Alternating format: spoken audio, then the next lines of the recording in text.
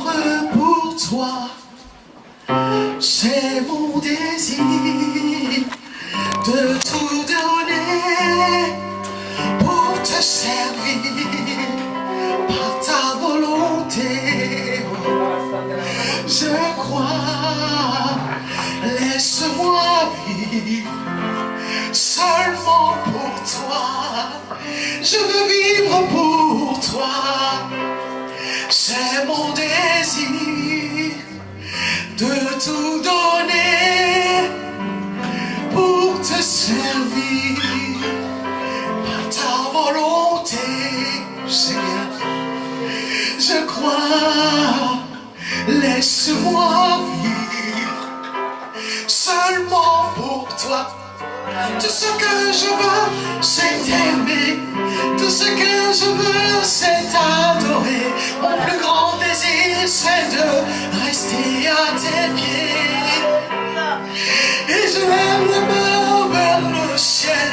Que ton feu descende sur ma vie. Allume ton feu en moi, Seigneur. Encore une fois, tout ce que je veux, c'est t'aimer.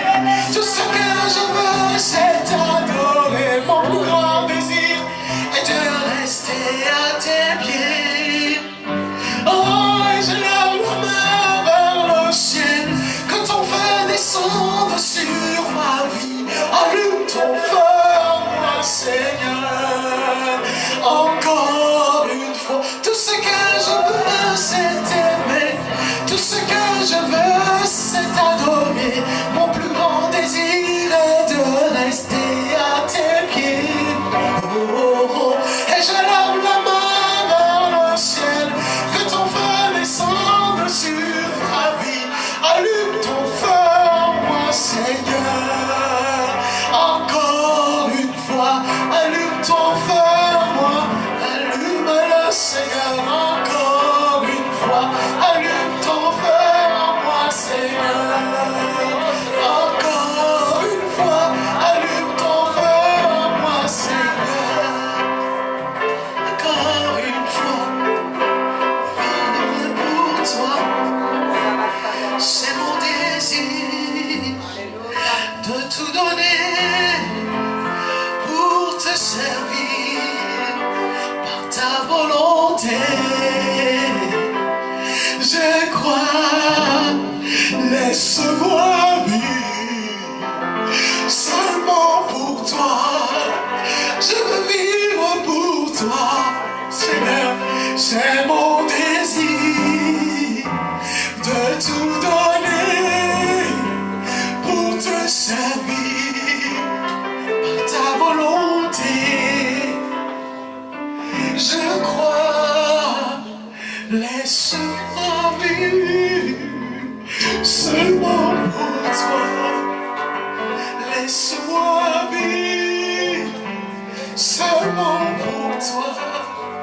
Oui, laisse-moi vivre seulement pour toi. Laisse-moi vivre seulement pour toi, Seigneur. Oui, laisse-moi vivre seulement pour toi. Laisse-moi vivre seulement pour toi. Oh, laisse-moi vivre seulement. Laisse-moi vivre seulement pour toi. Nul n'est comme toi. Nul ne peut toucher mon cœur comme toi. Je peux chercher éternellement sans toi. Nul n'est comme toi. Oh oui, nul n'est comme toi. Nul n'est comme toi. Nul n'est comme toi. Nul ne peut toucher mon cœur comme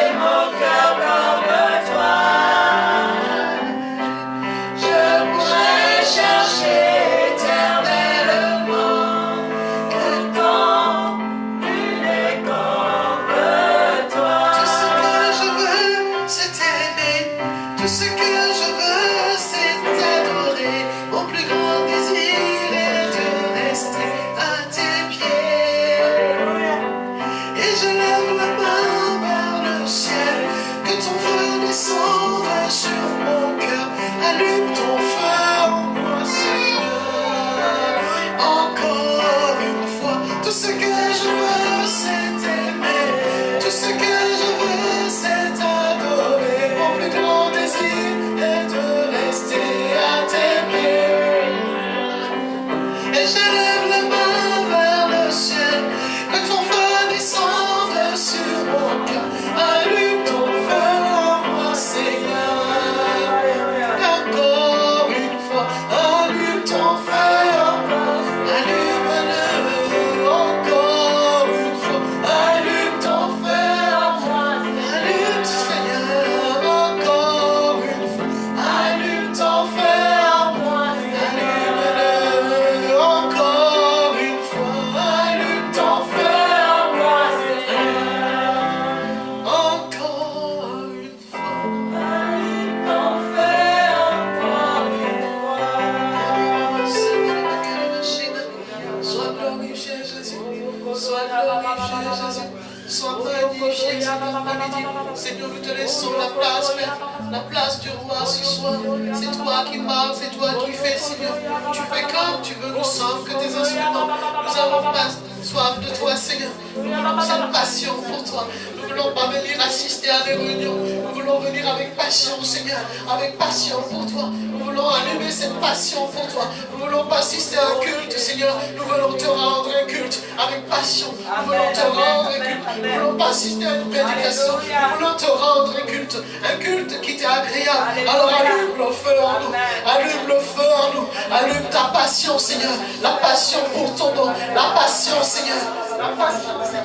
La passion de toi, Seigneur. Allume cette passion. Allume, Seigneur, cette passion pour ton nom en toi. Nous ne voulons pas, Seigneur, dimanche après dimanche. Culte avec culte, Seigneur. Nous ne nous entendons à rien. Simplement que quelqu'un chante et que l'autre prêche. Et qu'on fasse la Sainte Seine. Et qu'on fasse le louange. Non, quelque chose doit se passer. On doit s'attendre à quelque chose. On doit s'attendre à quelque chose. Un culte différent tous les dimanches. On doit s'attendre à quelque chose. Il n'y a pas de déroulé dans le culte. Il n'y a pas de déroulé dans le culte. Nous voulons nous attendre à toi. Seigneur, que chaque dimanche, tu vois quelque chose de différent. Parce quelque chose de différent. Parce quelque chose de différent. Parce quelque chose de différent. Parce quelque chose de différent, Seigneur. Tous les dimanches, quelque chose de différent. Nous ne voulons pas être dans un rituel. Un rituel, Seigneur. Un rituel du coup, conséquence, ça va commencer. Qui va chanter? Qui va parler? Qui va dire ceci? Et à la fin, c'est fini. Non, non, non. Nous voulons avec passion, Seigneur. Nous voulons nous attendre à toi. Nous voulons nous attendre au Saint-Esprit. Voir quelque chose se passer. Quelque chose se passer.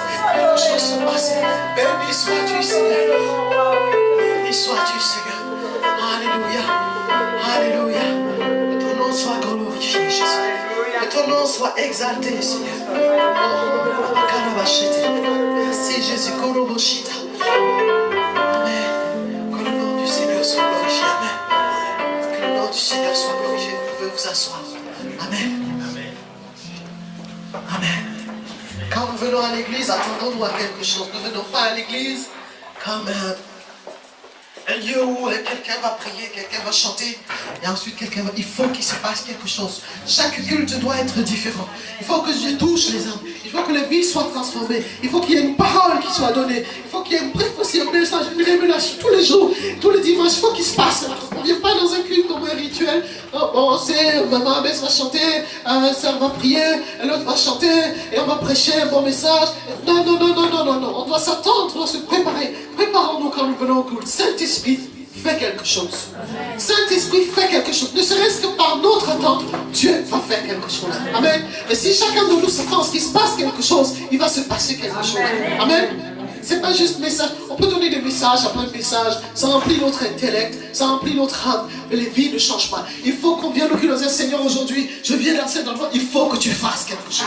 Je veux que tu fasses quelque chose, Seigneur. Je veux que quelqu'un guérisse. Je veux que, Seigneur, les aveugles voient. Je veux que les sourds parlent. Je veux que la situation de ma soeur soit réglée. Je veux, Seigneur, que tu parles. Je veux, Seigneur, pas forcément une prédication, pas forcément un message, mais qu'il se passe quelque chose. Culte après culte, il faut qu'il se passe quelque chose. On ne peut pas venir à l'église dimanche après dimanche, ce soir, quelqu'un prêche. Ah, c'était bien. Ah non, non, non, c'est la sœur qui vient. Ah, c'est bien. C'est pas bien. Après, on vient au culte comme un rituel. On fait comme un rite, comme à la maison. C'est qu'on arrive le matin, on se lave, on va au travail, on revient, on fait ceci, on fait cela. Non, le culte, c'est notre cœur. C'est nous qui venons à nous attendre à quelque chose. C'est nous qui apportons le culte à Dieu. Et alors qu'on apporte le culte à Dieu, alors qu'on apporte les louanges à Dieu, alors qu'on apporte, Dieu fait quelque chose. Parce qu'on s'attend à quelque chose. Si on s'attend juste à ce que quelqu'un prêche, Dieu nous enverra les bons messages. Et rien ne se passe. Amen. Que le nom du Seigneur soit glorifié. Merci pour le retour. Amen. Que le nom du Seigneur soit glorifié. Je vous remercie pour votre accueil et toujours vraiment la grâce pour moi de venir porter la parole avec crainte et tremblement. Avec crainte et tremblement parce que les choses de Dieu, c'est pas juste venir prêcher parce qu'on prêche bien, parce qu'on parle bien, parce qu'on est pasteur, parce que si c'est juste ça, parfois on peut rester ce soir parce que il faut que ça change, il faut que nos vies changent. Il faut que quelque chose soit transformé. Amen. Ma propre vie doit être transformée. C'est pas parce que je prêche, ma vie aussi doit être transformée. Elle doit être prise en compte, elle doit être transformée. Je ne peux pas être la même tous les dimanches. Il ne faut pas que je sois la même année après année. Non, il faut qu'il se passe quelque chose. J'ai soif de quelque chose d'autre dans ma vie. Amen. Que le nom du Seigneur soit glorifié. Je suis venu avec mon époux, pour ceux qui ne le connaissent pas, et ma fille. Qui sont là, il s'en occupe et je bénis le Seigneur pour cet époux merveilleux qui m'a donné, qui peut s'occuper de ma fille en particulier quand je prêche, pour qu'elle ne me dérange pas, mais il fait plein d'autres choses et plein d'autres choses. Amen. Bénis le Seigneur pour ça.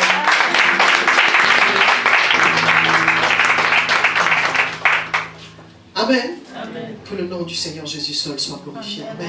Il ne partage sa gloire avec personne. Personne. N'essayons pas de prendre sa gloire. On y partage. Moi, quand je me tiens pour parler la parole, je tremble vraiment.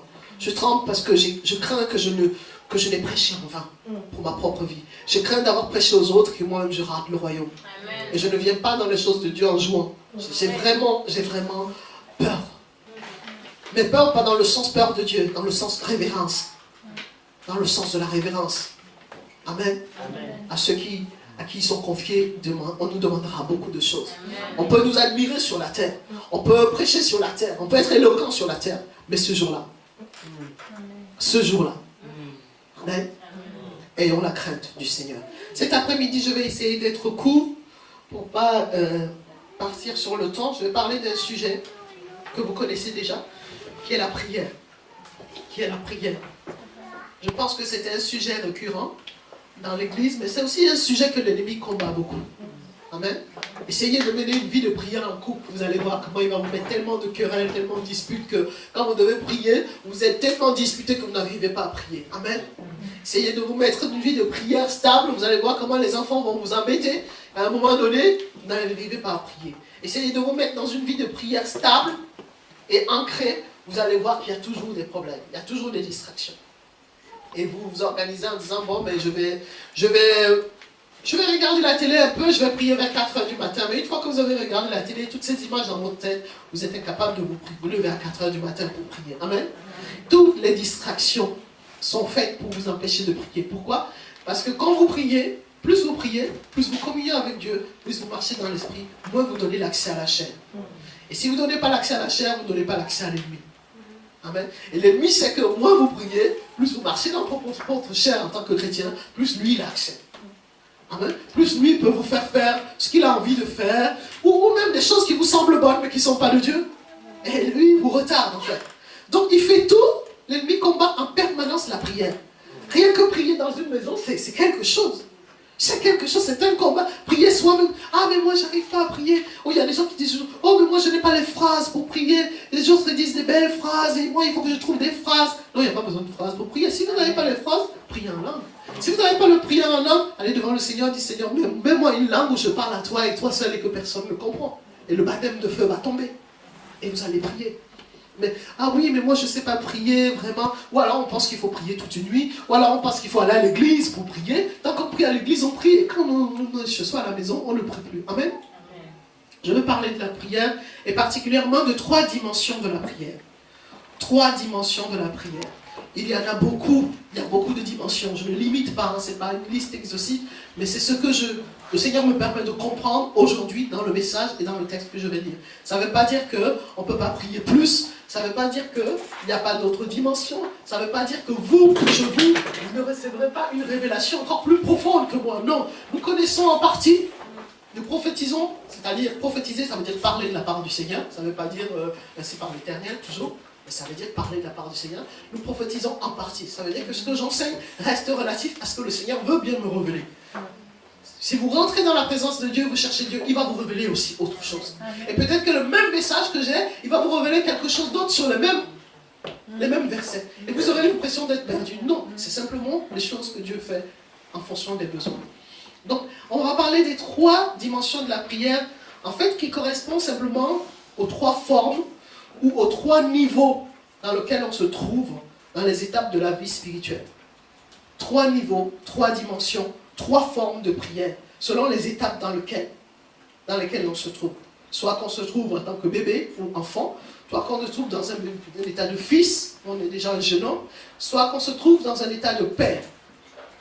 À cela correspond 3 dimensions de prière que nous allons lire dans Matthieu 7. Matthieu 7, si vous l'avez. Matthieu 7, versets 7 à 14. Si quelqu'un va y lire, s'il vous plaît. Matthieu 7. Je lis au nom du Seigneur, Matthieu 7, versets 7 à 14. Demandez et l'on vous donnera. Cherchez et vous trouverez. Frappez et l'on vous ouvrira. Car quiconque demande reçoit, celui qui cherche trouve, et l'on ouvre à celui qui frappe. Lequel de vous donnera une pierre à son fils, s'il lui demande du pain? Ou s'il demande un poisson, lui donnera-t-il un serpent? Si donc, méchant comme vous l'êtes, vous savez donner de bonnes choses à vos enfants, à combien plus forte raison, votre Père qui est dans les cieux, donnera-t-il de bonnes choses à ceux qui les lui demandent? Tout ce que vous voulez que les hommes fassent pour vous, faites-le de même pour eux. Amen. Car c'est la loi et les prophètes. Ok. Verset 7, 11. Particulièrement le verset 7. Demandez et vous recevrez. Cherchez et vous trouverez. Frappez et l'on vous ouvrira. Amen. Amen. Demandez. Les 3 dimensions, c'est demander, chercher, frapper. Quand on est à un premier niveau, qu'on est un bébé spirituel ou un enfant vient de naître de nouveau, on est dans la dimension de demander. On est toujours en train de demander. Toujours. C'est comme un bébé. Donne-moi de lait. Porte-moi. Je veux voir maman Nancy. Je veux voir maman Priska et chanter les chants. Je veux voir papa Bess. Moi. On demande toujours quelque chose. Toutes nos prières, quand on est enfant et quand on est bébé spirituel, sont dans la dimension de la demande. Tout est centré sur nous. Notre intérêt. Nos besoins. Dans cette première dimension-là, on cherche les mains en fait de Dieu. Qu'est-ce que Dieu a à nous donner? On vient de rentrer dans le corps du Christ, on vient de naître de nouveau. Qu'est-ce que Dieu a à nous donner? On a tellement été dans le monde avec beaucoup de difficultés, on n'a pas eu tout. Et souvent quand on vient nous évangéliser, on nous dit, viens Seigneur, Dieu va te donner ceci. Tiens, viens là, Dieu va te donner. Alors quand on arrive, waouh, tout ce que Dieu doit nous donner, on commence à lister les choses. Seigneur, donne-moi ceci, donne-moi le mari, donne-moi l'enfant, donne-moi le travail, donne-moi la maison, et donne-moi ceci, moi Seigneur, donne-moi, c'est la phase demande. Et dans cette phase-là, quand le Seigneur ne nous donne pas quelque chose, on est frustré. Ah oui, mais moi, tu te rends compte, depuis que je suis chrétienne, Dieu ne m'a pas donné de mari. Oh, mais tu te rends compte, moi, depuis que je suis chrétienne, je n'ai plus le travail. Et depuis que je suis chrétienne, j'ai l'impression que toute ma vie est bloquée. Tout est bloqué. On est frustré parce que Dieu ne répond pas. Et ce que Dieu fait de bien, hein, parce qu'à cette étape-là, il veut tellement nous bénir que tout ce que vous demandez quand vous êtes bébé spirituel, je suis sûr que Dieu les donne. Parce qu'il veut vous attirer à lui. Vous êtes à un niveau où vous êtes comme un bébé, il veut vous nourrir, il veut vous donner comme un petit bébé, vous donner de lait. Tout ce que vous demandez, quand vous êtes au niveau du bébé spirituel, Dieu vous le donne. Et si Dieu tarde un peu parfois, parce qu'il tarde, même quand vous êtes bébé spirituel, on va chercher dans le péché. Amen. On est dans l'introversion. On cherche dans le péché, oui, c'est parce que j'ai péché, oui, j'ai oublié, mais depuis que je suis converti, on ne m'a pas fait ma délivrance, donc j'ai oublié de confesser tel péché. Si Dieu ne me donne pas, c'est parce que j'ai tel péché dans ma vie, il faut que je corrige ça, on est toujours dans l'introversion. Et pourtant, Dieu sait qu'il y a encore des péchés dans notre vie, et pourtant, Dieu sait qu'il y a encore des délivrances à faire, mais il nous bénit. À ce moment-là, on est en train de demander, et Dieu nous bénit, il nous bénit, il nous bénit. Et c'est la phase 1, la phase dimension 1 de la prière, c'est la demande. Il dit, vous demandez pour satisfaire vos plaisirs, pour satisfaire la convoitise. Tout ce qu'on demande au niveau 1, c'est la convoitise. C'est la convoitise de plaisir. Quand je dis convoitise, ce n'est pas dans le sens négatif, c'est dans le sens que quelque chose qui nous fait plaisir, c'est pour notre plaisir. Tout ce qu'on demande, c'est pour notre plaisir, c'est pour notre bien, c'est pour tout le temps. Et on peut rester comme ça longtemps. On peut naître de nouveau, avoir 15 ans dans le Seigneur et toujours en train de demander. Toujours en train de demander. Je vous ai fait ce témoignage une fois que je venais prêcher. J'étais dans une église jeune, quand je suis arrivé en France, très jeune. Et pasteur Agnès connaissait cette église à Créteil, où les gens, toute leur vie, elle était une église comme ça, à peu près. Ils priaient pour demander quelque chose. Ils demandaient d'abord les enfants, ensuite ils avaient les enfants, ensuite ils demandaient que leurs enfants aient des enfants, ensuite ils priaient pour l'école de leurs enfants, ensuite une fois que les enfants avaient l'école, ils priaient pour les enfants que leurs enfants avaient eu, ensuite ils priaient pour les... Toujours eux. Et plus de 30 ans après, l'église est restée dans un local comme ça. Rien ne se passe, on ne gagne jamais d'âme, on n'a jamais... Personne ne vient dans l'église, sinon les enfants pour lesquels on a prié. Mais l'église est restée à l'étape de bébé. À l'étape où on demande 30 ans après, cette église aujourd'hui, le Seigneur m'est témoin, on y allait avec mon mari, elle était pratiquement vidée. Elle est restée dans un local comme ça. Incroyable. Et je disais, j'étais là, je soupirais après le Seigneur, je soupirais après la ville de Créteil dans laquelle j'habite, je soupirais après les âmes, je disais, Seigneur, mais quand est-ce qu'on va gagner les âmes? C'est pas possible de gagner une âme si on ne prie jamais pour les autres.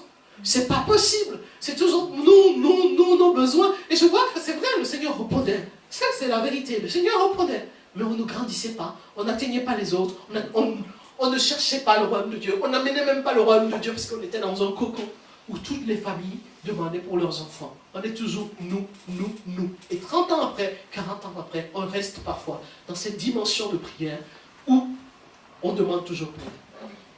La deuxième dimension, et elle se trouve toujours dans ce verset de Matthieu 7, c'est chercher.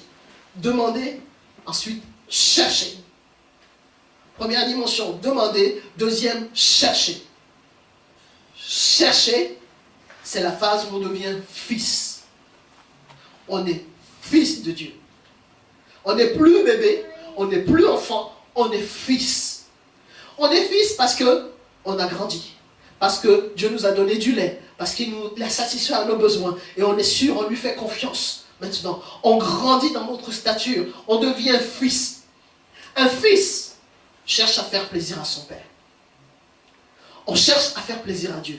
Un fils cherche le cœur à cœur avec son père. Quand on va dans la prière, on cherche le cœur à cœur. On cherche à trouver le cœur de Dieu. On ne cherche plus, on n'a plus les mains comme ça. Seigneur, bénis-moi, mon mari, mes enfants, mon travail. On est Seigneur, on est dans le face-à-face. Quand on est fils, on sait qu'on doit rentrer dans les promesses de Dieu. Et pour rentrer dans les promesses de son père, il faut qu'il y ait un dialogue. Quand votre papa ou votre mère fait un testament, parfois, si vous êtes là, il ne fait pas le testament ailleurs. Il vous appelle, et souvent il nous appelle tous en famille, il faut asseoir. Voilà, toi, je vais te donner ça. Toi, il y a ceci. Toi, il y a ceci. Il le dit en face, et dans une causerie. Il n'est pas en cachette. Il ne le fait pas quelque part. On ne demande même pas notre héritage. Quand on l'a pour les pères aujourd'hui, on l'organise. Il organise sa vie. Tous les enfants savent que de telle maison, tel terrain au village, telle chose, c'est écrit, on parle face à face. Quand on est fils, dans la deuxième dimension, celle de chercher, on cherche à demeurer en Christ. Plus on demeure en Christ, plus ses promesses demeurent en nous, moins on est dans le péché. Ça ne veut pas dire qu'on ne va pas tomber. On peut tomber dans le péché, mais on n'est pas pécheur, c'est-à-dire qu'on n'y vit pas continuellement. On peut faire des erreurs, mais on n'y vit pas continuellement dans nos erreurs. On peut se relever et aller de l'avant parce qu'on est fils. Parce qu'on est sûr du cœur du Père pour nous. Parce qu'on est sûr que Dieu nous aime. Parce qu'on est sûr que Il a fait beaucoup de choses pour nous jusqu'à présent, quand on était bébé. Quand on est fils, on cherche la volonté de notre Père. Quelle est ta volonté pour ma vie, Seigneur? Que veux-tu que je fasse pour toi?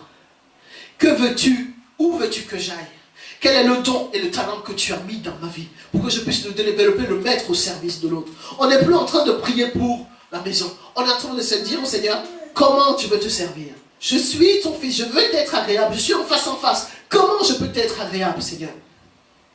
Montre-moi ce que tu as mis dans ma vie. Montre-moi le talent. Montre-moi le don. Montre-moi ce pourquoi tu m'as appelé. Montre-moi comment faire ta volonté. Comment te plaire. Quand on est fils, on cherche les yeux du Père. On cherche le cœur du Père. Quel est ton cœur, papa? Quel est ton cœur? Qu'est-ce que tu veux dans cette situation? On est sûr que nos péchés sont pardonnés. On vit sans culpabilité, mais avec responsabilité. On vit sans culpabilité, mais avec responsabilité. Ça veut dire qu'on a le droit, on a le devoir de faire attention à notre vie. Parce qu'on est dans la phase de service. On est là dans la phase où on devient un véritable disciple. On est dans la phase où on va servir Dieu, où on connaît le Dieu véritable. On a le devoir d'être responsable. On n'est plus bébé. Un bébé n'est pas responsable. Un fils est responsable. Il peut faire des erreurs, mais il est responsable de ses erreurs. Il prend ses erreurs, il vient devant le Père et dit, voilà papa, j'ai fait une erreur, je suis désolé. Mais il ne se cache pas, il se met en face. Ok papa, je suis désolé, j'ai fait une erreur. Quand vous avez un fils et qui vient, qui vous dit ça, je suis désolé, j'ai fait une erreur, ça vous touche. Ça vous touche. Les enfants qui disent, tu as fait une erreur, oh non, j'ai fait ça parce qu'elle a fait ça. Oh non, ça vous touche pas. Mais un enfant qui dit, ok papa, tu m'as reproché ça, je suis d'accord. Là, vraiment, ça n'a pas été. Je suis d'accord avec toi. Je m'excuse. Je suis désolé. Il vous touche. Il touche votre cœur. Quand on est dans cette dimension de prière, on cherche à toucher le cœur de Dieu. On cherche à toucher le cœur de Dieu. Chercher, chercher, chercher. Ce n'est pas demander, c'est chercher. Amen. Amen. Quiconque cherche, trouve. Quiconque cherche, trouve. Amen. On cherche à demeurer dans la parole de Dieu. On cherche à obéir. On cherche à faire le plan de Dieu pour notre vie. Amen. Amen. On va lire dans Jean 15.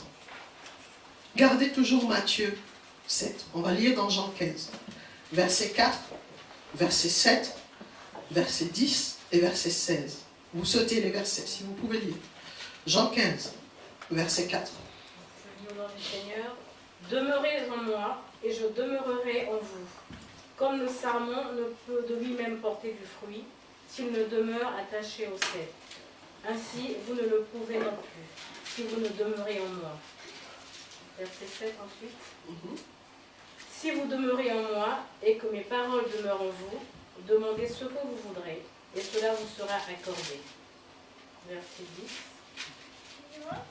Si vous gardez mes commandements, vous demeurerez dans mon amour, de même que j'ai gardé les commandements de mon Père et que je demeure dans son amour. Amen. Amen. Si vous demeurez en moi et que mes paroles demeurent en vous, demandez ce que vous voulez et cela vous sera accordé. Si vous demeurez en Christ, si nous, dans la phase de fils ou d'enfant ou de disciples, on demeure en Christ, on sait que Dieu donnera. Dans tous les cas, il donnera. Dans tous les cas, il pourvoira dans nos besoins. Dans tous les cas, il répondra à nos prières. On n'a pas besoin de rester tout le temps à demander. On cherche à demeurer dans sa parole. Demeurer dans sa parole, ça veut dire obéir. Ça veut dire garder ses commandements. On cherche à l'aimer. On cherche à l'adorer. Alors souvent, on pense que l'adoration, c'est vrai, c'est chanter des chants. Mais adorer Dieu, c'est l'aimer. Et aimer Dieu, c'est le refléter. Amen. Amen. Adorer le Seigneur, c'est le refléter. Il faut que le monde le voie. Il faut que le monde voit Christ en nous. On cherche à refléter. Parce qu'on obéit à ses commandements, parce qu'on obéit, on le reflète. Amen. Si vous faites ce que votre Père vous dit, vous allez voir, vous allez le ressembler. Il y a beaucoup de gens qui ressemblent à leur Père. Ils font exactement comme leur Père. On est étonnés. On est étonnés. Si vous éduquez un fils et qu'il vous obéit, vous allez voir que votre fils se comporte exactement comme vous. Amen. Vous êtes étonnés de voir que, eh ben non, quand il parle comme vous. Il fait des gestes comme vous. Il rigole comme vous. Il aime les choses que vous aimez. Vous l'avez éduqué dans ses valeurs. Il a décidé de vous obéir. Il a décidé de vous faire plaisir. Il va vous refléter. on va vous voir, on dit, ah oui, c'est le fils du pasteur Alès. Ah oui, c'est le fils de maman aussi. Mais c'est pas parce qu'il lui ressemble. C'est dans la manière d'être. Amen. Le fils aime le père et demeure en lui pour le refléter. Et c'est ça la phase finale de l'adoration. Quand vous arrivez en adoration, en tant que fils, vous ressemblez à Christ. Quand on vous regarde, on ne cherche pas, ah mais c'est quel chrétien, il va dans telle église, on va dire, ah. Quand on vous voit sortir le dimanche, même marcher, rentrer dans votre, on dit, ah c'est certainement un chrétien, il s'en va à l'église. Je vais voir s'il ne peut pas me déposer quelque part. Amen. Vous reflétez Christ, vous reflétez sa nature, parce que vous demeurez en lui, parce que vous lui obéissez, parce que vous gardez mes commandements. Garder les commandements de Dieu, c'est simplement l'aimer. Celui qui m'aime garde, celui qui m'aime obéit, celui qui m'aime me reflète, celui qui m'aime m'adore. Et adorer Dieu, c'est lui ressembler. Amen. La meilleure façon d'adorer le Seigneur, c'est lui ressembler. C'est pour ça qu'il faut qu'on rentre dans cette phase. On quitte la phase de bébé. Tant qu'on est bébé, on ne peut pas ressembler à Dieu. Quand on passe à la phase fils, on passe à l'obéissance, on passe au commandement, on passe à sa volonté, on va lui ressembler. Si on reste bébé toute notre vie, on risque de mourir. Amen. En tant que fils, on demeure dans son amour. On sait qu'il nous aime, on est sûr. Il y a des gens qui sont toujours dit, je ne suis pas sûr que Dieu m'aime, parce que comme j'étais petite, mes parents ne m'ont pas aimé, donc je ne suis pas sûr que Dieu m'aime. Je ne suis pas sûr que Dieu m'aime. Est-ce que Dieu... Vraiment, si Dieu m'aimait, en tout cas, je n'aurais pas eu tel problème. Si Dieu m'aimait, je n'aurais pas eu tel souci. Si Dieu m'aimait, ah non, je ne serais pas dans telle difficulté. Non, je ne suis pas sûr que Dieu m'aime. Je me pose des questions. Mais Dieu a tant aimé le monde qu'il a donné son Fils. Amen. Et il n'y a pas de plus grand amour que de donner sa vie pour ses amis. Il n'y a pas de plus grand. Essayez de donner votre vie pour vos amis. Essayez. Essayez même de donner votre fils tout seul en sacrifice pour vos amis. Jamais. Aucun de nous ne pourrait donner. Mais Dieu a tant aimé le monde, il nous a tant aimé, qu'il a donné son Fils. Il a donné son Fils pour nous. Et parfois on se demande, mais non, je ne suis pas sûr que Dieu m'aime. Pourquoi? Parce qu'on est bébé. Parce qu'on est dans la dimension demandée. Bénédiction, bonbons, lait, château, maison. On n'est pas sûr que Dieu nous donne ces choses. Alors on est là. Parce que Dieu nous donne pas, on dit, oh, mais vraiment, cette sœur, elle est bénie. Je crois qu'elle aime Dieu. Ou Dieu l'aime plus que moi. Enfin, moi, je ne comprends pas. Il se passe quelque chose dans ma vie. Je ne comprends pas. Non. Non. On demeure dans le Seigneur. On cherche la communion. On cherche sa face. On cherche son cœur. On cherche. On n'est plus des bébés. On n'est plus des bébés. On n'est plus à demander. On ne cherche pas les mains du Père. On cherche le cœur du Père. Amen. On cherche le cœur du Père. Et quand on commence à chercher le cœur du Père, on commence à accomplir sa volonté. On commence à réaliser ce qu'il nous donne. S'il nous a demandé ce pourquoi il nous a mis sur la terre, on arrive à la troisième dimension, à la troisième phase, celle de frapper. Frapper. Les enfants et les bébés demandent. Les fils cherchent. Les pères frappent. La troisième dimension, c'est frapper. Amen. Frapper. Amen. Frapper. Amen. Amen. 3 dimensions de la prière. Demander pour les bébés, chercher pour les fils. Troisième, c'est frapper. Les pères frappent. Les pères qui ne sont plus des bébés, qui ne sont plus des fils, qui sont devenus des pères, ils frappent. Ils savent que Dieu les a bénis. Ils savent qu'il y a un plan de Dieu. Ils sont dans le plan de Dieu. Dieu leur a révélé ce plan. Ils sont dans la volonté de Dieu. Ils sont en train de faire accomplir ce projet de Dieu pour leur vie. Et à ce moment-là, ils ne pensent plus à eux. Ils frappent. Ils frappent. Ils frappent. Ils frappent pour les autres. Ils frappent pour la nation. Ils frappent pour le corps du Christ. Ils frappent pour les âmes perdues. Ils frappent pour les guérisons. Non, ils ne sont plus en train de chercher. Ils savent que Dieu est là. Il a accompli le projet. Ils sont dans le plan. Alors ils frappent. Et je vais essayer de frapper. Si je faisais ça, je ne dérange personne. Amen. Vous êtes cool. Si je faisais ça, je commence à frapper. Amen. Et si je fais ça, je frappe avec insistance. Je tambourine. Je tambourine, je frappe. Là, je frappe. Amen. Si je fais toc toc toc toc toc, je ne frappe pas. Amen. Frappez, si vous frappez une fois, personne ne vous entend, vous importunez personne. Si vous allez dans une maison, essayez de frapper une fois. Tac, tac, tac, tac, comme les enfants. Tac, tac, tac, personne. Essayez de commencer à frapper.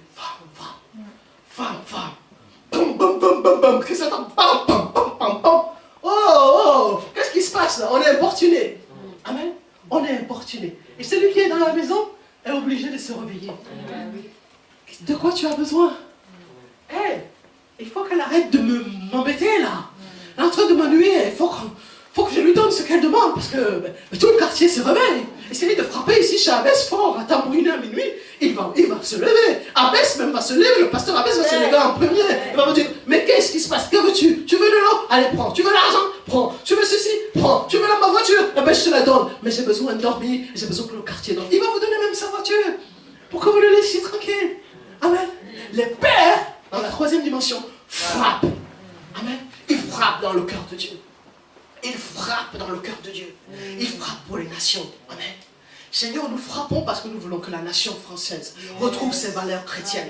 Amen. On frappe. Borobochete. On frappe. Borobochete. On frappe. Borobochete. C'est la dimension intercession. C'est la dimension sentinelle. C'est la dimension enfantement. Borobochete. On pleure, on crie, on gémit. On frappe, mais on frappe. On n'arrête pas. On n'arrête pas. On veut que la nation change. Et quand on commence à frapper pour le corps du Christ, parce qu'il y a tellement de désordre dans le corps du Christ qu'on n'en peut plus, on frappe. On frappe, Seigneur.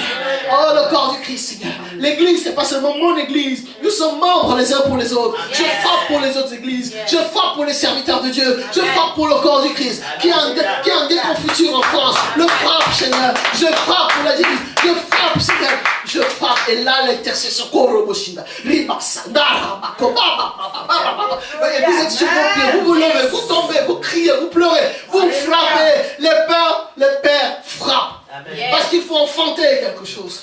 Il faut enfanter quelque chose. Il faut enfanter les bébés. Ceux qui sont là, qui viennent juste à l'église. Il faut les enfanter pour qu'ils deviennent des hommes. Il faut enfanter ceux qui sont là dehors et qu'il faut aller chercher. Oh non, vous n'irez jamais gagner personne sans avoir enfanté. Vous n'irez jamais gagner aucune âme sans l'avoir enfanté. Les pères ne demandent pas. Les pères ne cherchent pas. Ils frappent. Amen. Ils frappent pour importuner Dieu. Ils intercèdent. Ils intercèdent. Ils intercèdent. Ils intercèdent pour la nation. Ils intercèdent pour les âmes. Ils intercèdent pour les guérisons. Ils intercèdent pour les autres. Leur préoccupation, c'est les autres. Les autres. Les autres. La nation, Seigneur. Les âmes, Seigneur. L'église, Seigneur. Oh, oh, oh, oh. Les pères frappent constamment, avec insistance, avec persévérance, sans jamais changer, jusqu'à ce que le Seigneur soit importuné. Jusqu'à ce que le Seigneur soit importuné. Et quand il est importuné, il vient répondre. La première chose qu'il te montre, il te montre la stratégie. Qu'est-ce qui se passe dans cette nation? Qu'est-ce qui se passe? Comment prier? Comment tu dois faire? Comment tu dois faire pour gagner les âmes? Quelle est ta position? Comment faire? Quand tu commences à frapper, tu amènes le royaume de Dieu. Tu amènes le royaume de Dieu. Tu imposes le royaume de Dieu. Aux ténèbres, tu imposes, tu fais reculer. Tu ne t'occupes même plus de quelquefois de Satan, tu frappes. Et il recule, tu frappes. Il recule, tu frappes. Il recule, tu frappes. Il recule. Quand tu es dans la présence de Dieu, dans cette communion dans deux pères, non mais il a peur de toi. Tu es devenu l'autorité, amen. Tu es dans la communion de Père, tu es devenu l'autorité. Et quand tu frappes, le Satan recule. Oh, il recule. Oh, il recule. Oh. Essayez de vous lever. Dans ce camp où vous êtes encerclés la nuit, et vous priez ça. Oh, Rababa.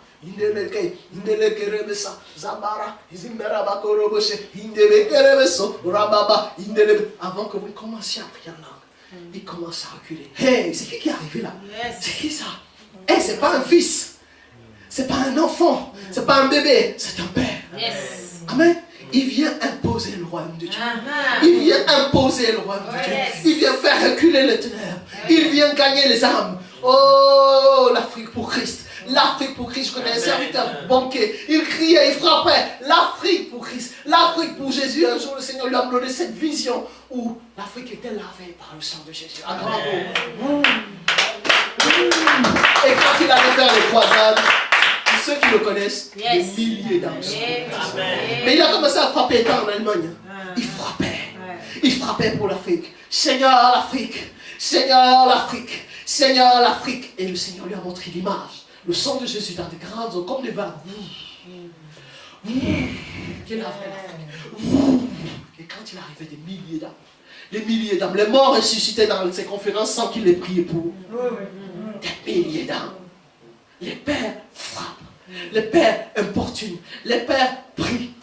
La Bible dit que Élie était un homme de la même nature que nous. Il pria avec insistance jusqu'à stopper la pluie. Amen. Que la pluie s'arrête. Mais Élie pria avec insistance. Ça veut dire qu'il ne pria pas une fois. Il ne faisait pas une petite prière le soir. Amen. Avec insistance, avec persévérance, jusqu'à ce que la pluie s'arrête. Amen. Les pères, c'est la troisième dimension. La troisième dimension, les pères, ce sont des sentinelles. Amen. Des gens qui regardent, sur lesquels le Seigneur compte. Ce sont des gens qui sont devenus des amis de Dieu. Dieu leur confie des secrets. Dieu leur confie des choses qu'ils doivent faire dans une nation. Et ce sont des choses qu'ils ne peuvent pas révéler à tout le monde. Ou peuvent révéler au temps. À un certain temps. Ce sont des pères. Dieu peut leur confier quelque chose. Amen. Je me souviens de cet exemple. Je suis partie aux États-Unis, je pense, la première fois, je n'avais jamais mis pied en Amérique. C'était en 2004. Je partais sur Porto Rico. Et je vous encourage à prier. Vous pouvez aller en vacances. Amen. De prier au Seigneur pendant que vous êtes en vacances. Vous serviez le Seigneur. Amen. Les chrétiens ne doivent plus aller dans ces vacances. On va sur la plage, je ne fais rien. Non, priez pour que même sur la plage, le Seigneur vous donne l'opportunité de servir. On est en mission sur la plage, on est en mission pendant les vacances, on est en mission en montagne, on est en mission à la neige, on est en mission permanente. En fait, nous sommes les ambassadeurs de Christ, ce n'est pas juste le dimanche à l'église. En fait, en permanence, nous devons représenter Christ. Et j'allais à Porto Rico, j'avais jamais mis les pieds aux États-Unis. J'arrive, mon vol pour Porto Rico était bloqué. En fait, ils avaient changé. J'arrive, je dis au Seigneur, mais j'arrive aux États-Unis pour la première fois, je ne connais personne, je n'ai jamais été là-bas, qu'est-ce que je fais? Je suis à Miami, à l'aéroport de Miami. Je dis, Seigneur, qu'est-ce que je fais? Le Seigneur me dit, mais écoute, je t'ai amené là pour que tu pries pour cette nation. Oh, je dis, mais Seigneur, aux États-Unis, il n'y a que des prédicateurs. S'il y a bien un endroit où il y a des prédicateurs et des gens qui connaissent la parole, c'est bien aux États-Unis. Il y a des gens qui font pour profession d'être les intercesseurs, on les paye pour aller intercéder dans le ministère. Aux États-Unis, il y a des gens qui font que ça. Je dis, Seigneur, mais moi, ma petite personne, qu'est-ce que tu veux que ma prière fasse? Il me dit, mais je t'ai amené là. Tu vas en vacances pour mon... Là, c'est la première étape des vacances, tu t'arrêtes, tu prends une chambre dans l'hôtel et tu commences à prier. Matin, tu pries, après-midi, tu peux aller te promener. Mais toute ta matinée, de 4h pratiquement jusqu'à 13h, il faut que tu pries pour les États-Unis. Il dit, ok Seigneur, moi je ne connais pas, comme tu veux, je prie. Et j'ai commencé à prier. Je suis resté une semaine sur Miami, je priais tous les matins. Et le Seigneur a commencé à me montrer les États-Unis. Le Seigneur m'a dit, tu sais, cette nation où il y a tellement de prédicateurs, cette nation a 3 dieux. Le premier Dieu, c'est l'argent. Le premier Dieu des États-Unis, c'est l'argent. Je dis, ah waouh. Et il me dit, oui, mais regarde sur le dollar, regarde sur le dollar. On a mis mon nom de l'autre côté, Dieu, on a mis de l'autre côté, on me met en concurrence. Regarde sur le billet de $1, tu verras bien que l'argent dans ce pays, c'est le premier Dieu. Je dis, ok Seigneur, donc il faut que tu pries pour ça. Le deuxième Dieu des États-Unis, c'est moi, à condition que je les bénisse. Que je les rende riches et prospères. Je suis leur Dieu que si je les prospère. Il faut qu'ils prospèrent, il faut qu'ils deviennent riches, il faut qu'ils aient la meilleure voiture, qu'ils aient la meilleure maison, une maison qui coûte 30 millions de dollars. Alléluia.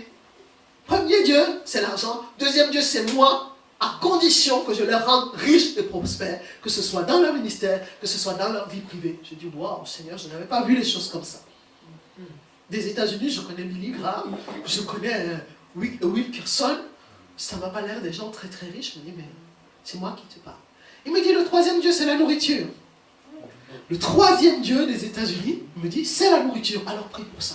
Toutes les personnes que tu vois obèses. Il y a la nourriture partout aux États-Unis, sous toutes les formes. Vous pouvez manger comme vous, tout est déjà cuit. Vous mangez, ils mangent, les gens ils mangent pour manger, ils mangent. Le Seigneur m'a dit, les 3 dieux de cette nation, c'est l'argent, c'est moi pour la bénédiction, et c'est la nourriture. Maintenant, tu te mets à prier. Tu commences à bousculer ces dieux. Et je restais là le matin, au nom de Jésus, au nom de Jésus, je priais pour la nation américaine. Seigneur, délivre cette nation, délivre cette nation, délivre cette nation, délivre cette nation, délivre cette nation. Je ne connaissais pas les États-Unis, de nom, mais je n'avais jamais mis pied. Je suis arrivé à Porto Rico, où j'ai rencontré pour la première fois la servante Eugénie. Je ne la connaissais pas. Et le Seigneur l'a envoyée à Porto Rico, dans la maison où j'habitais, pour l'encourager, l'aider, parce qu'elle passait par une phase de sa vie où c'était difficile. Et je l'ai vraiment portée jusqu'à ce qu'elle m'invite à nouveau pour revenir aux États-Unis. Mais pour la première fois, je découvrais l'intercession pour les nations. On ne peut pas prier pour une nation comme ça. Il faut une direction. Il faut que Dieu vous donne une direction. Comment prier? Parce que vous pouvez prier pour la France, mais qu'est-ce qui retient? Quelles sont les dominations qui retiennent la France? Quels sont les principes? Quand vous commencez à prier pour cette ville en tant que père, Dieu vous montre les dominations et les autorités qui règnent dans cette ville. Et ce sont ces dominations que vous devez bousculer. Non pas pour les bousculer, mais pour que les âmes qui sont autour soient gagnées. Yes. Amen. C'est ça la dimension de père et d'enfantement. Et je peux vous dire que vous criez. En tant que maman, quand vous enfantez, vous criez. Et quand vous enfantez une âme, vous enfantez une dans une nation, vous criez. C'est pas les prières à m'acheter les Bible. Vous pleurez. Oh, c'est comme quelque chose, c'est comme une ceinture de douleur qui vous refait ici comme quand vous accouchez. Ça vous fait, le ventre vous fait tellement mal, alors vous criez à Dieu. Vous criez, vous poussez, jusqu'à ce que vous sentiez que le poids est parti. Amen. La dimension de sentinelle. La dimension d'intercession. Et cette dimension-là, de frapper, n'est réservée qu'au Père. Amen. Le mot Père dans la Bible, parce qu'il n'y a pas dans la Bible de mère en tant que genre. Dieu a créé l'homme en son image et à sa ressemblance. L'homme, grand H, dedans, dans homme, il y a le père, il y a le mère, il y a la mère. C'est pour ça que même les femmes qui enfantent sont appelées dans la Bible des pères. Amen. Les femmes ne sont pas appelées dans la Bible les mères spirituelles, ce sont des pères. Amen.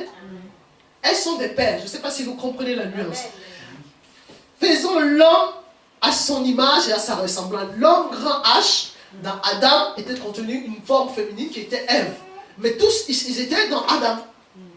Et dans la Bible, il n'y a pas de femme, il n'y a pas d'homme, il y a des pères. Et les pères, ce sont des femmes et ce sont des hommes. Tous ceux qui enfantent, tous ceux qui frappent, tous ceux qui sont d'une vie, ce sont des pères. Amen. Maman Nancy est un père. Spirituellement, dans la Bible, c'est un père. Il n'y a pas prévu de maman pour vous donner naissance. Spirituelle, je parle. Elle est un père. Amen. Les pasteurs femmes sont des pères. Les évangélistes femmes sont les intercesseurs sont des pères. Amen. Quand Dieu les voit, il les voit comme des pères. Amen. Il n'y a pas de mère. C'est pour ça que je parle de père et que les sœurs ne soient pas... Vous n'avez pas l'impression que je parle des hommes qui doivent enfanter. Non. Et vous le retrouvez très souvent dans l'intercession des femmes. Amen. Et normalement, dans l'intercession, c'est des femmes. Et dans le combat spirituel, c'est des hommes. Normalement. Amen. Mais bon, ça, ce sera un thème d'un autre jour. Amen. L'intercession et le combat spirituel. On fera ça un autre jour. On rentrera plus quand le Seigneur permettra. Dans l'intercession, c'est des femmes. Dans le combat spirituel, souvent dans l'église, c'est des hommes qui doivent se lever.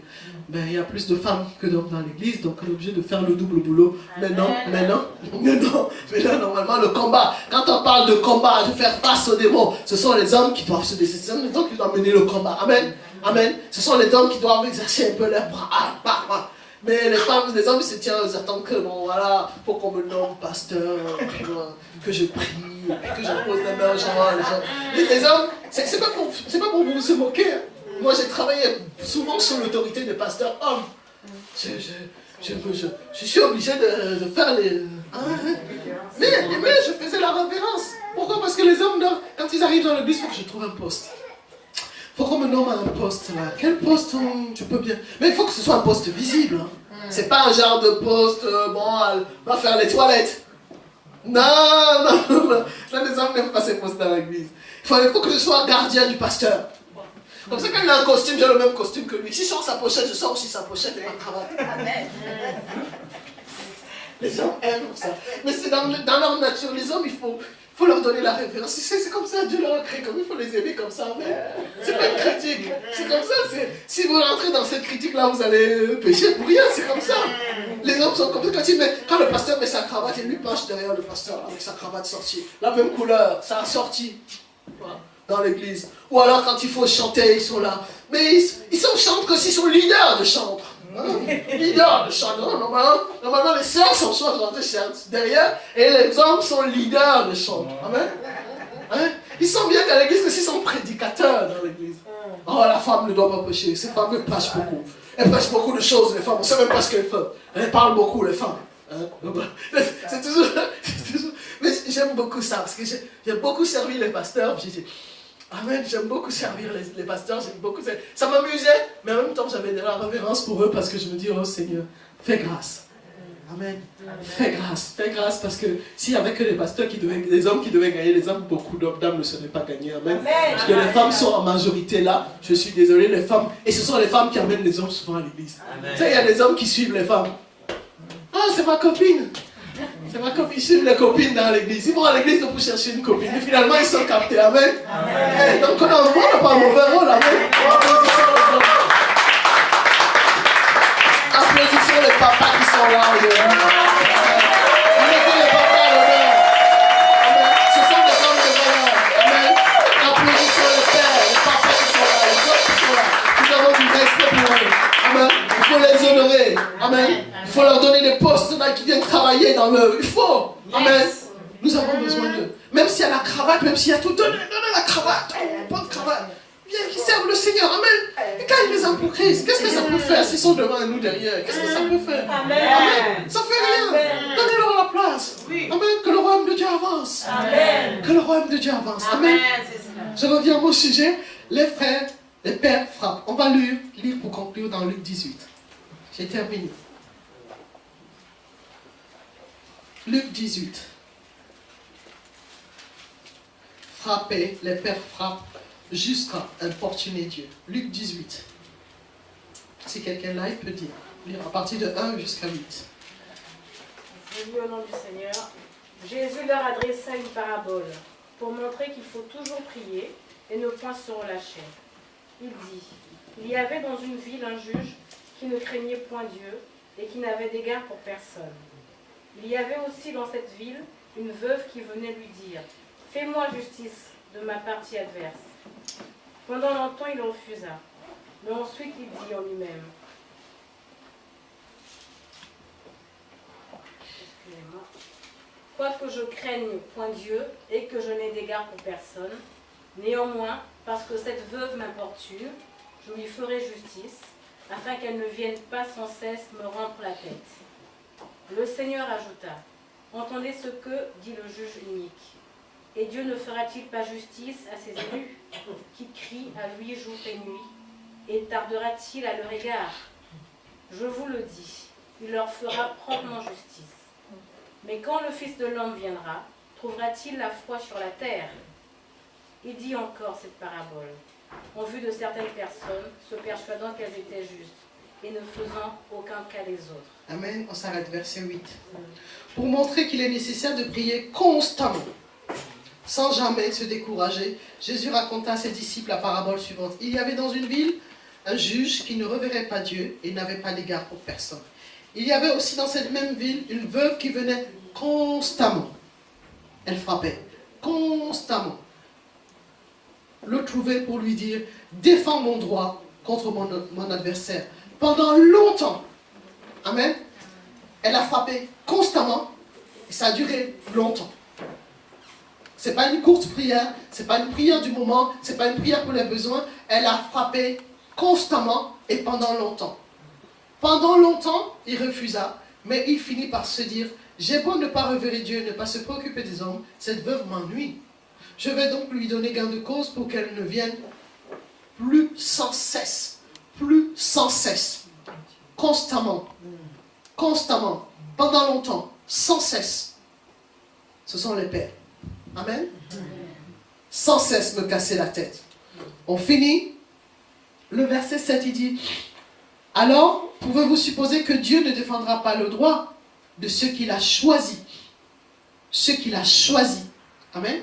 Selon les pères, ils sont dans la volonté de Dieu. Ils sont en train de faire l'œuvre de Dieu. Ils sont déjà dans ce que Dieu a choisi. Il les a choisis. Ils sont déjà en train de faire ce pourquoi Dieu les a appelés. Ils connaissent, ils ne cherchent plus le don. Ils ne cherchent plus pourquoi ils sont appelés. Ils savent, ils sont choisis. Ils le savent. Et qui crient à lui jour et nuit. Amen.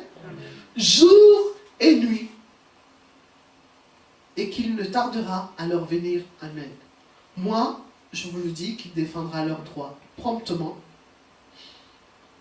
Il défendra leurs droits promptement, rapidement. Alors, le temps du Seigneur n'est pas toujours notre temps. Amen. Quand il dit promptement, rapidement, ce n'est pas forcément immédiatement. Amen. Amen. Certaines situations ont besoin compris. J'en ai fini et j'en conclus simplement pour vous rappeler les 3 niveaux de prière. Les bébés qui font des demandes et qui recherchent les mains de Dieu. Les fils qui recherchent la communion, le cœur de Dieu.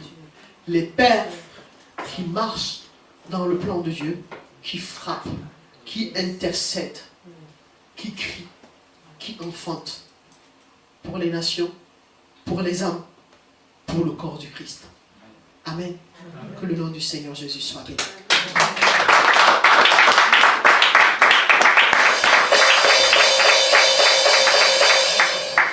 Amen.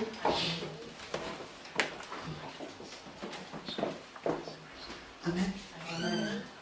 Amen, c'est l'heure de la Sainte Seine.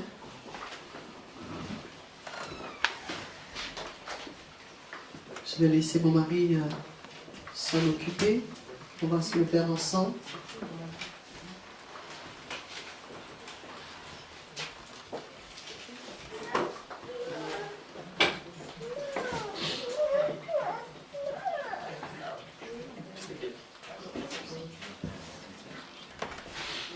Amen. On va prier pour les aliments.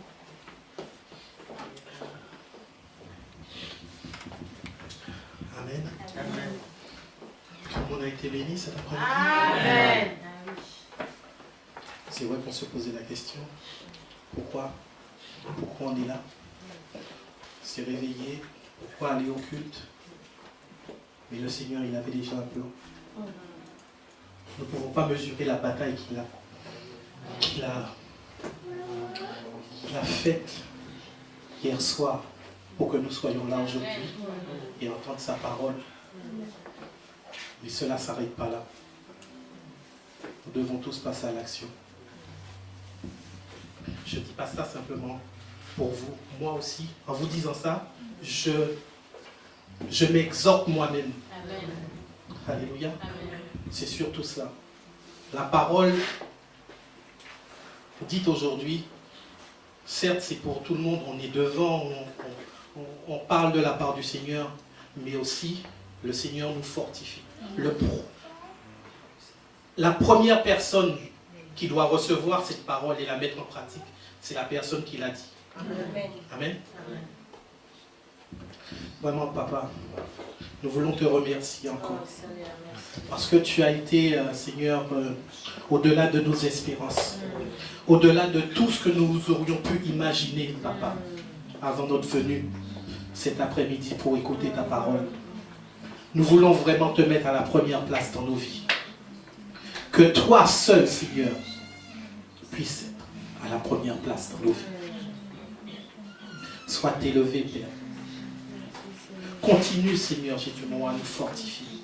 Continue, Seigneur, à nous utiliser. À nous révéler, Seigneur, ce pourquoi nous devons, Seigneur, continuer à persévérer. Continuer, Seigneur Jésus, à nous battre. Continuer à frapper. Continuer à chercher. Continuer à demander, Seigneur Jésus, parce que, Père, toi, tu l'as fait. Tu nous as montré par ton Fils, il y a 2000 ans, que nous avons cette possibilité, Père. Il n'y a pas de surhomme, mais il y a toi, le Saint-Esprit, en chacun de nous. Et c'est ce que tu as accompli il y a 2000 ans, Père. En chacun de nous, le Saint-Esprit a été déposé.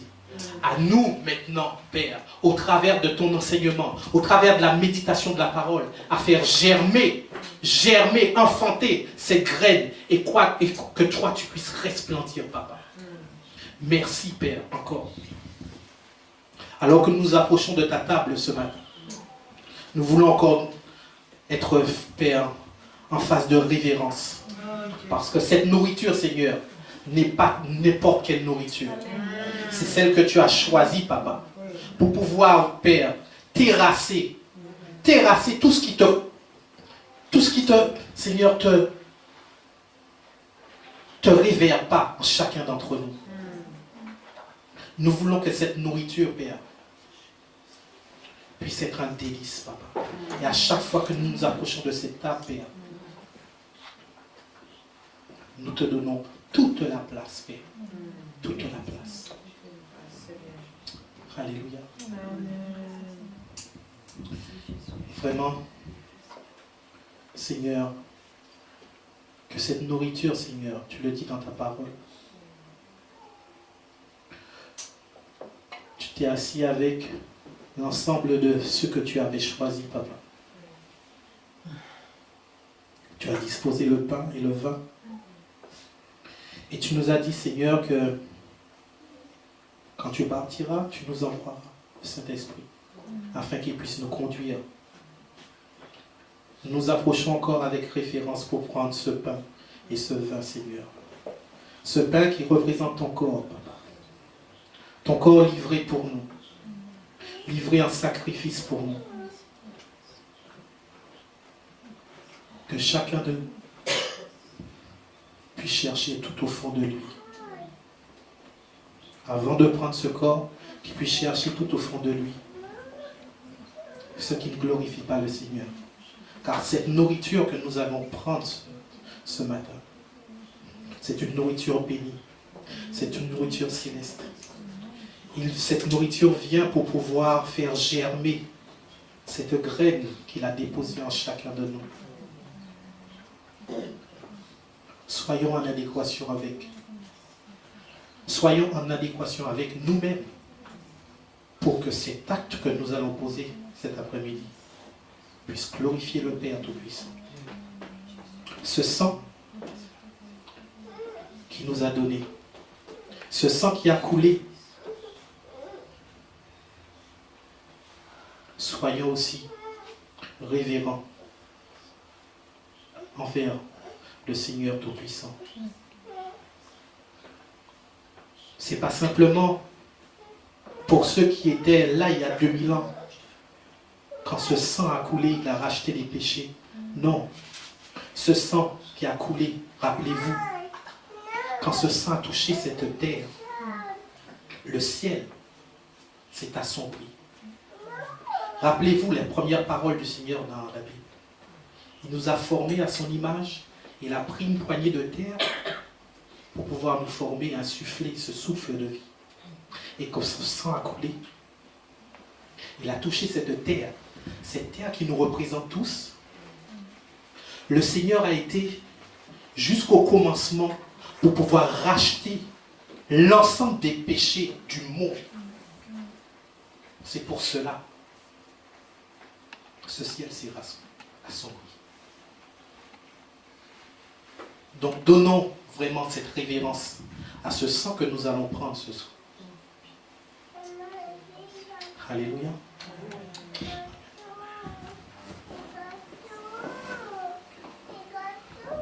Seigneur, puis après, lui fut livré. Et il dit ceci à mon corps. Brisez-vous. Mon corps blessé, brisé pour vous. Faites ceci en mémoire de moi. De même, il prit le vin. Il dit que cette coupe, c'est la coupe de la nouvelle alliance en son sang. Nous la prenons en mémoire du Père. Amen. En mémoire du Seigneur Jésus, surtout de son œuvre et du Père. Que ceux qui sont passés déjà, sont passés par le baptême par immersion. Amen. Se lèvent avec nous et s'ils le souhaitent, le prendre librement. Amen. Ne vous sentez pas jugé, ne vous sentez pas condamné. Le Seigneur a tout accompli. Si vous êtes passé par les eaux du baptême, par obéissance au Seigneur, levez-vous et nous allons prendre ensemble le pain. Amen.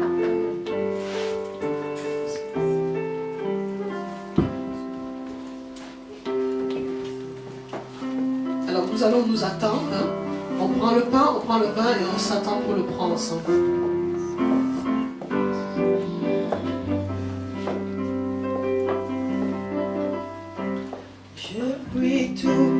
celui qui me fortifie. Je puis tout par celui qui me fortifie. Oh oui, amen. Je puis tout par celui qui me fortifie. Je puis tout par celui qui me fortifie. Je puis tout par celui qui me fortifie. Oh oui, amen. Je puis tout par celui qui me fortifie. Oh oui, je puis. Je puis tout par celui qui me fortifie. Je puis tout par celui qui me fortifie. Oh oui, amen. Je puis tout par celui qui me fortifie. Amen. Prenons ensemble le corps du Christ.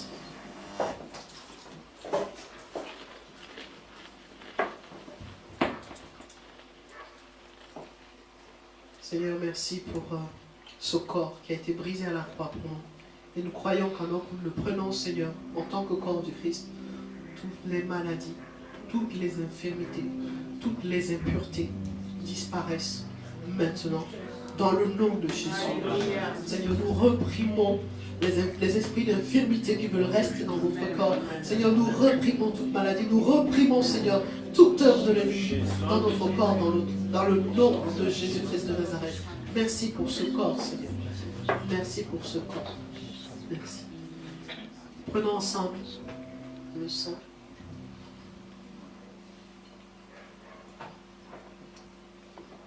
Seigneur, merci pour le sang, l'alliance de ton sang. Nous n'avons signé aucun pacte, Seigneur.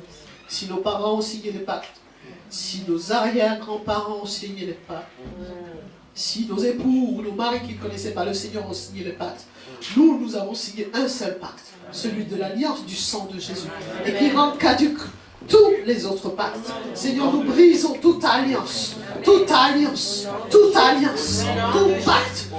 pacte qui peut rester dans notre vie, dans le nom de Jésus-Christ de Nazareth. Que cette alliance du sang de Jésus vienne renverser, anéantir toute autre alliance, dans le monde occulte, dans le monde naturel, toute autre alliance est rendue caduque, dans le nom de Jésus. Merci Seigneur. Te bénissons, nous te rendons grâce. Merci Seigneur. Sois élevé à jamais. Au nom de Jésus.